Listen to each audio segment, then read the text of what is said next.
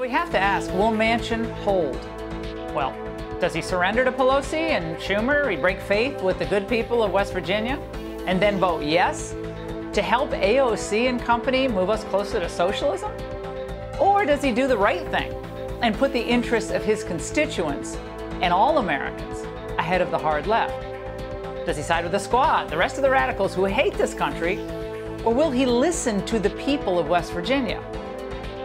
The latest civics poll has Biden's approval at just 21% in West Virginia. His disapproval is at 74%. So if Manchin does the right thing and just stands up for the people who sent him to Washington, the choice for him is obvious. Biden's crazy dream of creating new entitlements, turning America into a left-wing catastrophe has to be stopped. The people of West Virginia didn't vote for Joe Biden or Pelosi or Schumer.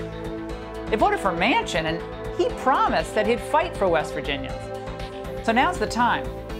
Kill this nutty bill once and for all. Let's start working on rebuilding the country we love, not continuing Biden's disaster movie.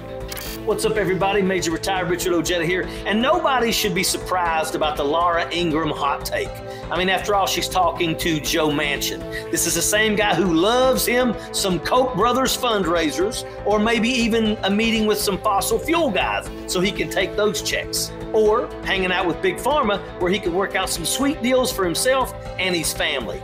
Folks, I know Joe Manchin quite well, and I can promise you one thing, he absolutely loves all of the attention that he is getting. And he knows that this is probably the only time in his political career that he will ever get that kind of power.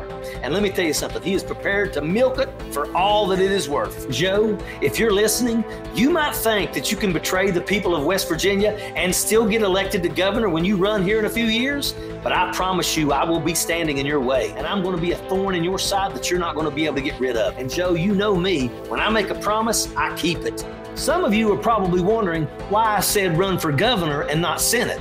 Well, I'll tell you why.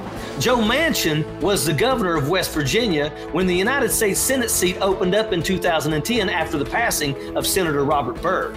Joe Manchin, being the opportunist that he is, appointed himself. You know, he saw an opportunity to get to Washington, D.C. so he could put his hands in those deep pockets. Joe Manchin has been milking lobbyists, and now that he's secured himself a nice nest egg, he wants to come home to West Virginia and basically run for governor. And he wants to move back in that mansion, and he will do anything that he can to make that happen. Well, thank you for tuning in to today's civics lesson on West Virginia state politics. Make sure you hit the subscribe button to learn more about what we plan to do to stand in the way of Joe Manchin's one-sided, selfish, I'm going to do what I want agenda. Sappers clear the way, airborne all the way.